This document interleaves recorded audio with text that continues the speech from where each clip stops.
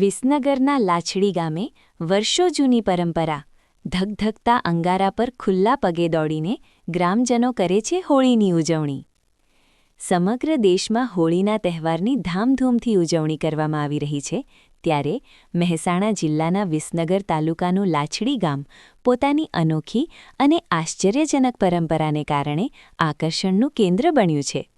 અહીં હોળી દહન બાદ ધગધગતા અંગારા પર ખુલ્લા પગે ચાલવાની વર્ષો જૂની પ્રથા આજે પણ જીવંત છે.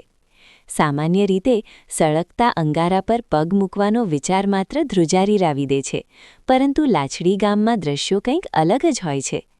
હોળી દહન પછી તૈયાર થયેલા લાલચોળ અંગારા પર ગામના નાના બાળકોથી લઈને વડીલો સુધીના તમામ લોકો ખુલ્લા પગે ચાલે છે.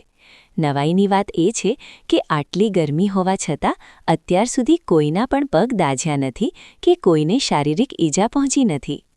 ગામના વડીલોના જણાવ્યા અનુસાર આ પ્રથા પાછળનો ચોક્કસ ઇતિહાસ શું છે તે તો કોઈ જાણતું નથી, પરંતુ પેઢી દર પેઢી આ પરંપરા ચાલી આવે છે. ગ્રામજનો માને છે કે હોળીના અંગારા પર ચાલવાથી અશુભ તત્વોનો નાશ થાય છે અને ભગવાનની કૃપા બની રહે છે.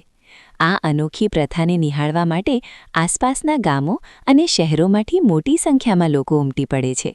લોકવાયકા એવી પણ છે કે આ અંગારા પર ચાલવાથી કમરનો દુખાવો કે અન્ય શારીરિક બીમારીઓ દૂર થાય છે.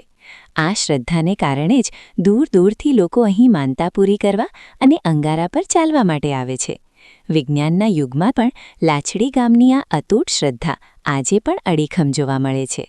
અમારા ગામમાં હોલિકા દહનની વર્ષો પૂરી પરંપરા છે, જેમાં હોલિકા દહન થયા બાદ લોકો એની અંદર અંગારાની અંદર ચાલે છે, જે માતાજીની આસ્થા છે, જેમાં વર્ષોથી આજ સુધી કોઈ એવો બનાવ નથી બન્યો કે કોઈને સહેજ ખરોચ પણ આવ્યો હોય.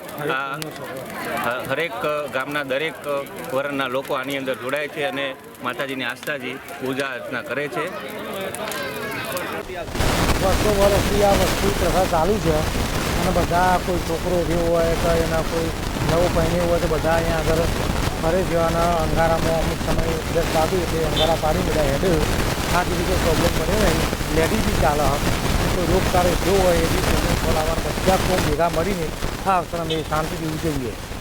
પરંપરા છે ચાલવાથી દુઃખમાં કહેવાનો મતલબ કોઈ રોગચાળો કોઈ પ્રોબ્લેમ હોય મોટો માઇનર તો બી એ સોલ્યુશન આવી જાય એવું અમારા પરદાદા કહેતા ને અમે ચલાવીએ. વિશ્વાસ પૂરેપૂરો અને પ્રથા ચાલુ વર્ષોથી ચાલુ હોય, 30, 40, 50 માં તો ચાલી નહીં મળે. અમે તો વર્ષોથી જોતો આવું. મારા ફાધર